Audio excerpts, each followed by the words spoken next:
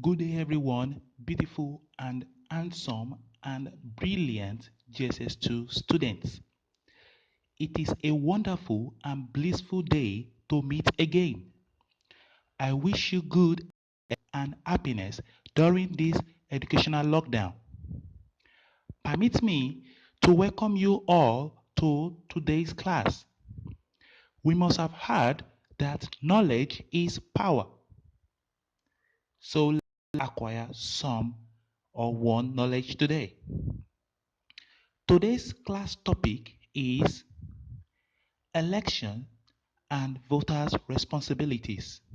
1. Before we go into the full topic, I want us to address objectives. Let's see the objectives of today's topic. First objective is definition of election.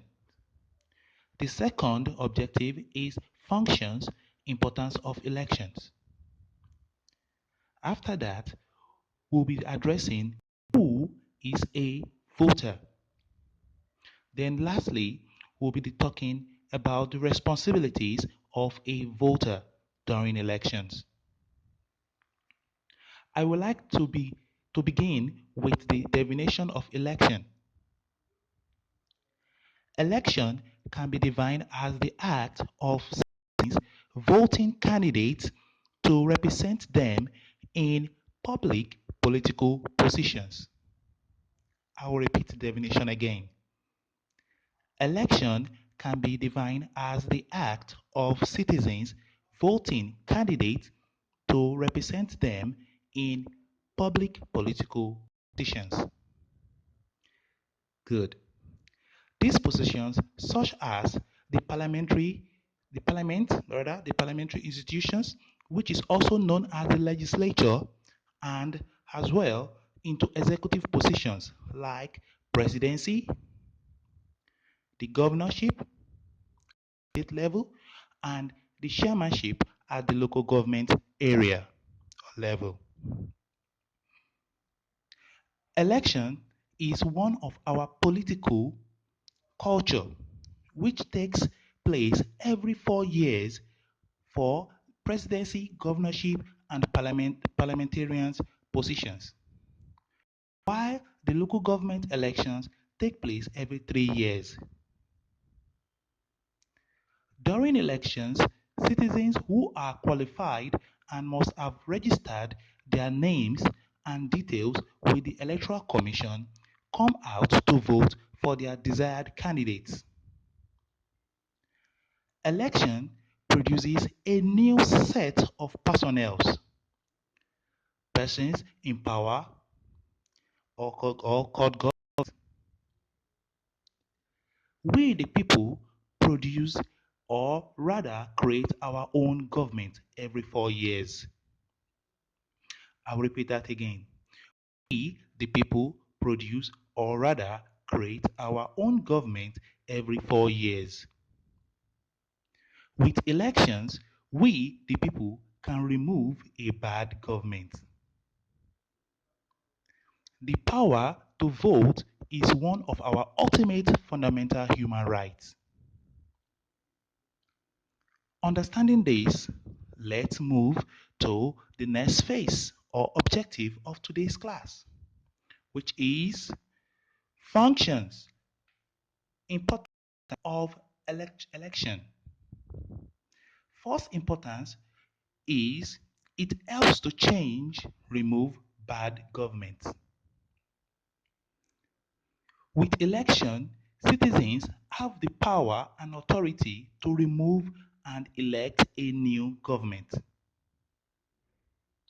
The second importance on our list, in our e-note, is it gives the people the right and privilege to choose their preferred leaders. Citizens choose their preferred leaders.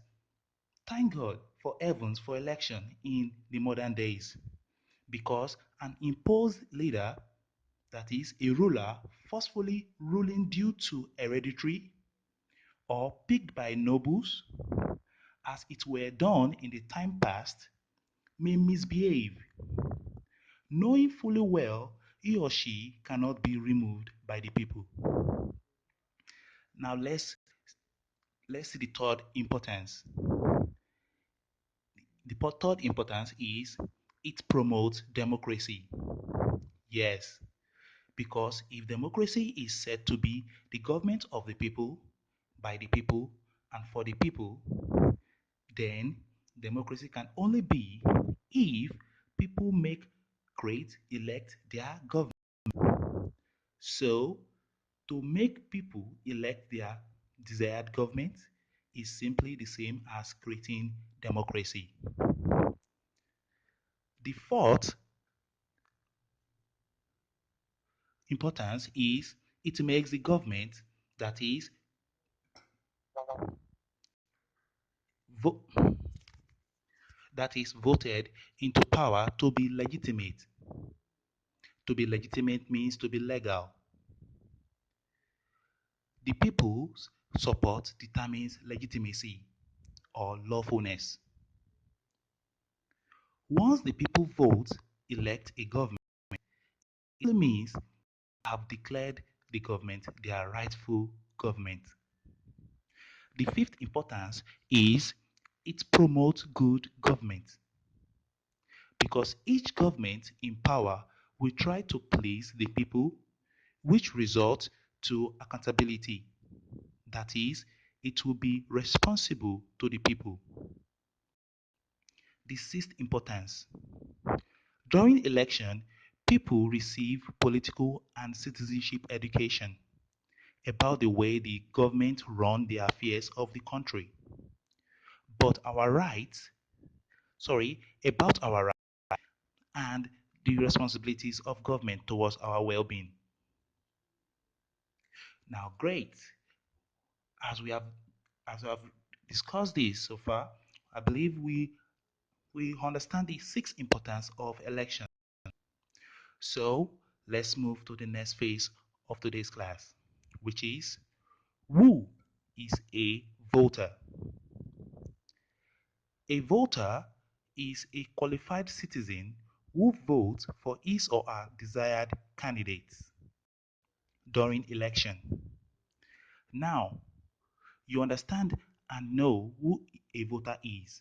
So, let's move to the last phase. Responsibilities of a voter.